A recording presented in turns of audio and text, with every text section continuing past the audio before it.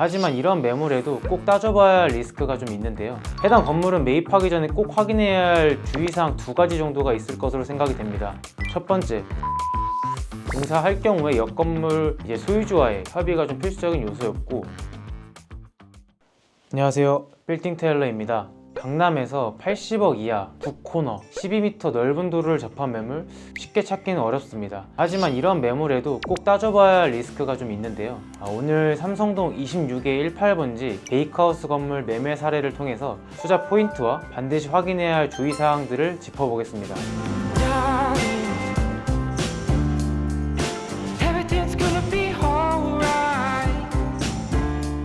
위치는 삼성중앙역 9호선, 청담역 7호선에서 도보 약 8분 정도 소요되는 거리에 위치하고 있고요. 북측으로 12m 2차선 넓은 도로와 동측으로 6m 접하고 있는 코너 자리입니다.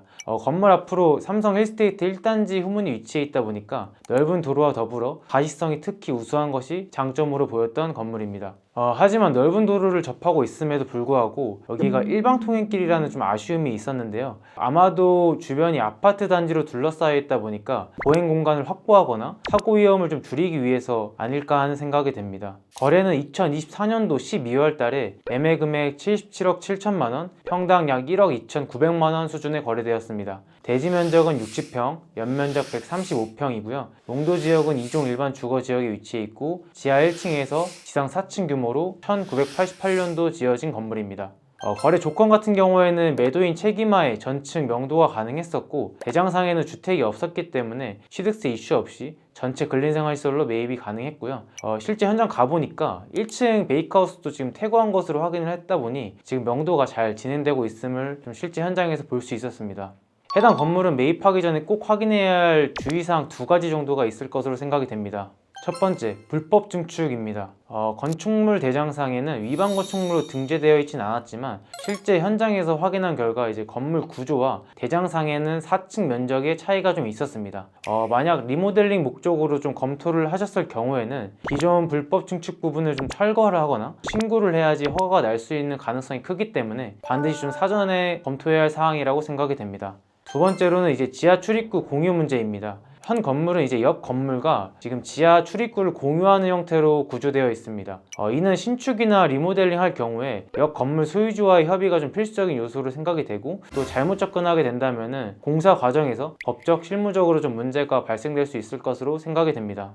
사실상 이러한 요소들은 일반 매수자가 좀 직접 파악하기에는 어려운 부분일 수 있습니다. 따라서 사전에 좀 꼼꼼한 검토가 필요할 것으로 생각이 되고 이러한 리스크까지 좀 정확하게 분석해줄 좀 경험 많은 전문 중개사와의 좀 협업이 중요하다고 생각이 됩니다. 매입 이후의 활용 방안으로는 현 건물의 리모델링도 고려해 볼 수 있겠지만 지하층 출입구와의 좀 협의가 돼서 신축도 가능하다고 한다면 당연히 신축을 고민해 볼 것 같고요. 해당 위치 자체가 아파트, 학교, 관공서 등 배후에 탄탄한 수요들이 있고 1조 4선에서 좀 자유로운 넓은 북도로를 접한 위치이기 때문에 좀 자금적인 여유가 된다고 하시면은 같은 라인으로 삼성로 26과 같이 층고를 좀 높게 신축을 고려해 보시면 좋을 것 같습니다. 베이크하우스 건물의 투자 장점 및 리스크를 한번 정리해 보겠습니다. 장점으로는 첫 번째 강남에서 80억 이하로 넓은 도로를 접한 재건축 부지였다는 점입니다. 대부분의 강남에서 이 정도 볼륨을 검토할 수 있는 재건축 부지들이 6m 도로를 접하기도 쉽지 않은 게 좀 현실입니다.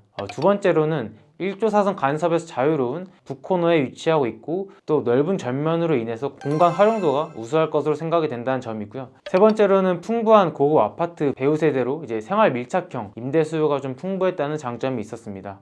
리스크적인 측면에서는 첫째로 지하 출입구 공유 문제로 인해서 공사할 경우에 옆 건물 소유주와의 협의가 좀 필수적인 요소였고 두 번째로는 삼성동이지만 여기다가 고급 상권은 아니다 보니까 임대료 수준이 생각보다 높지 않습니다.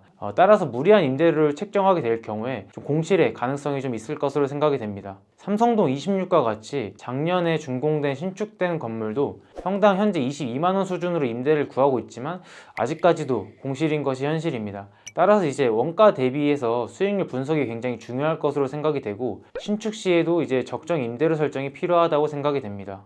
마무리하자면 오늘 살펴본 사례처럼 공부상 정보만으로는 좀 알 수 없는 변수들이 실제 현장에선 발견된 경우들이 있습니다.